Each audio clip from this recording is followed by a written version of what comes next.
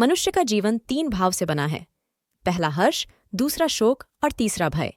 हर्ष का अर्थ होता है खुशी, शोक यानी कि दुख और भय का मतलब डर। अक्सर सफलता के रास्ते में डर रुकावट पैदा करता है। आमतौर पर इस डर को कम करने के लिए धार्मिक ग्रंथ पढ़ने की सलाह दी जाती है। माना जाता है कि धार्मिक ग्रंथों का पाठ करने से जीवन में सकारात्मकता बनी रहती है। हम सभी के जीवन में कई तरह के उतार चढ़ाव आते हैं। इन परिस्थितियों से निकलने के लिए कई बार रास्ते नजर नहीं आते। लेकिन क्या आप जानते हैं कि तुलसीदास द्वारा लिखी गई श्री रामचरितमानस की चौपाइयों में जीवन की हर समस्या का समाधान छिपा है। माना जाता है कि इसका पाठ करने से जन्म जन्मांतरों के पापों से मुक्ति, भय, रोग आदि सभी दूर हो जाते हैं। साथ ही जीवन जीने की नई प्रेरणा भी मिलती है। इसी कड़ी में आइए जानते हैं उन चमत्कारी चौपाइयों व उनके प्रभाव के बारे में विस्तार से। हरि अनंत हरि कथा अनंता, कहीं सुनहि बहुविधि सब संता।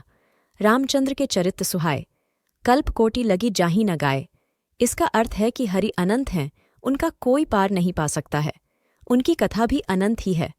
सभी संत लोग उस कथा को बहुत प्रकार से कहते सुनते हैं। साथ ही ये पंक्तियां कहती हैं कि भगवान श्री रामचंद्र के सुंदर चरित्र का कोई बखान नहीं कर सकता, क्योंकि सुंदर चरित्र करोड़ों कल्पों में भी गाए नहीं जा सकते। जा पर कृपा राम की होई, ता पर कृपा करहीं सब कोई। जिनके कपट दंभ नहीं माया, तिनके हृदय बसहु रघुराया। इसका अर्थ है जिन पर प्रभु श्री राम की कृपा होती है उन्हें कोई सांसारिक दुख छू नहीं सकता।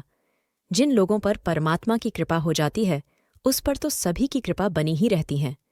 जिसके अंदर कपट, झूठ और माया नहीं होती उन्हीं के हृदय में रघुपति राम बसते हैं, अर्थात उनके ऊपर प्रभु की कृपा सदैव होती है। अगुण सगुण गुण मंदिर सुंदर, भ्रमतम प्रबल प्रताप दिवाकर। काम क्रोध मद गज पंचानन, बसहु निरंतर जन मन कानन। इसका अर्थ है कि हे गुणों के मंदिर, आप सगुण और निर्गुण दोनों हैं। आपका प्रबल प्रताप सूर्य के प्रकाश के समान काम, क्रोध, मद और अज्ञान रूपी अंधकार का नाश करने वाला है। आप हमेशा ही अपने भक्तजनों के मन रूपी वन में निवास करने वाले हैं। कहू तात अस मोर प्रणामा, सब प्रकार प्रभु पूर्ण कामा। दीन दयाल बिरदु संभारी, हरहु नाथ मम संकट भारी।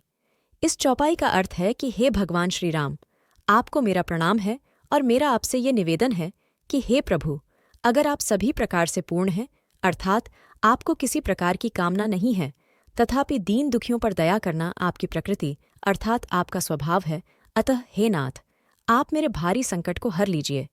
होई ही सोई जो राम रचि राखा, को करि तर्क बढ़ावे साखा। अस कही लगे जपन हरिनामा, गई सती जहां प्रभु सुखधामा। इसका अर्थ है कि जो कुछ भी संसार में राम ने रच रखा है वही होगा, इसलिए इस विषय में तर्क करने का कोई लाभ नहीं।